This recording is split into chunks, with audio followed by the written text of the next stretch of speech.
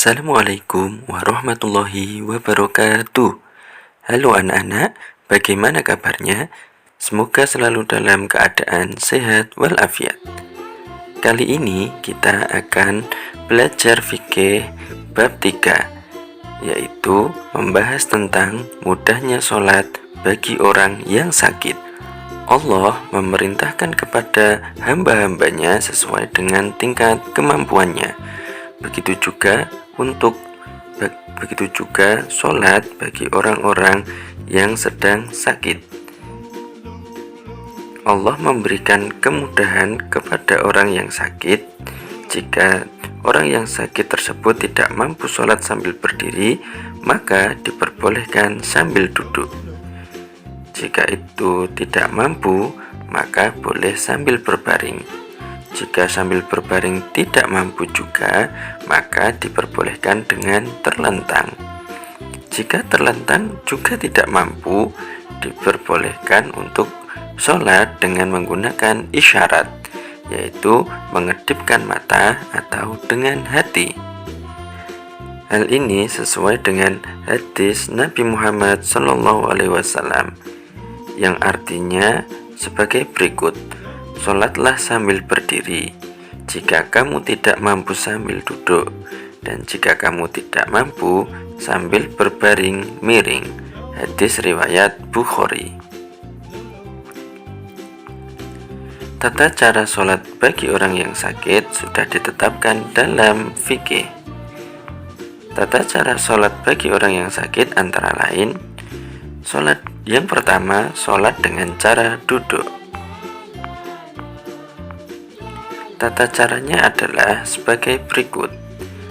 Pertama-tama, duduklah menghadap kiblat dengan posisi iftirosh, seperti duduk tahiyat awal. Kemudian niat sesuai sholat yang akan dikerjakan, dan takbiratul ihram sambil mengangkat kedua tangan. Setelah takbiratul ihram, kedua belah tangan disedekapkan di atas dada dengan posisi pergelangan tangan kanan di atas pergelangan tangan kiri. Sesudah itu membaca doa iftitah, surat Al-Fatihah, dan surah-surah dari Al-Quran. Sesudah itu rukuk, yaitu dengan duduk membungkuk sedikit ke arah depan dengan membaca tasbih rukuk.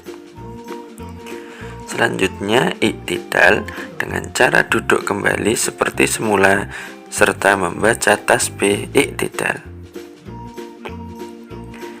Dilanjutkan, sesudah itu sujudlah sebagaimana sujud biasa serta bacalah tasbihnya, atau jika tidak mampu dengan membungkukkan badan lebih rendah daripada rukuk. Kemudian duduklah kembali menyempurnakan rakaat yang kedua sebagaimana rakaat yang pertama. Apabila dengan duduk tidak mampu, maka sholat dengan cara berbaring.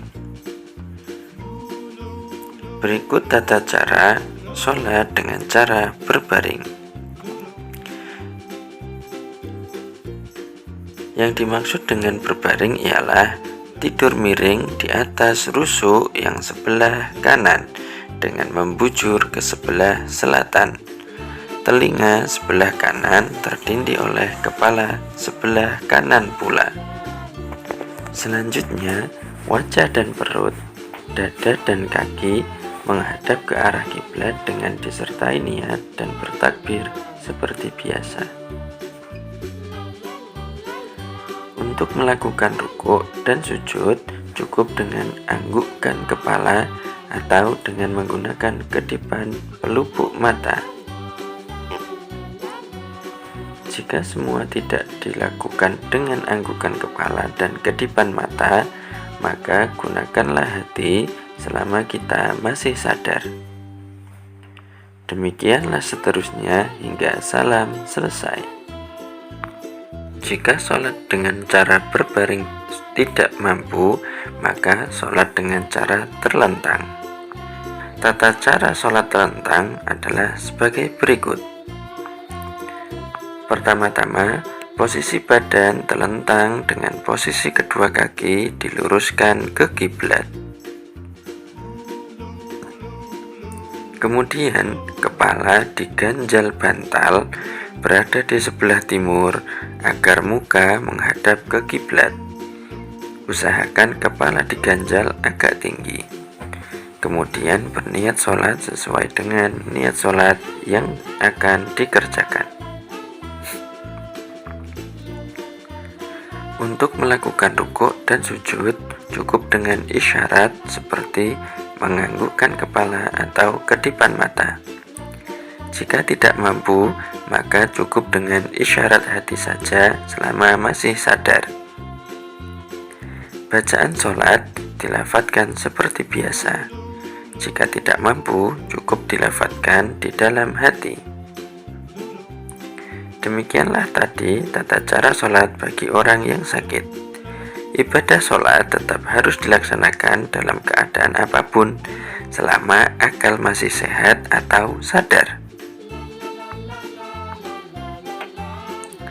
Hikmah sholat bagi orang yang sakit. Yang pertama yaitu mendekatkan diri kepada Allah. Yang kedua, hati menjadi lebih tenang. Yang ketiga, menyadari kemurahan Allah. Yang keempat, mensyukuri nikmat sehat yang diberikan Allah. Yang kelima, meningkatkan keimanan dan ketakwaan kepada Allah. Yang keenam, dicintai Allah. Demikian tadi pembelajaran fikih bab 3 pada pertemuan kali ini. Jika masih kurang jelas atau ada yang ingin ditanyakan, silahkan tulis pertanyaan pada kolom komentar. Demikian dari Pak Sultan, kami akhiri. Assalamualaikum warahmatullahi wabarakatuh.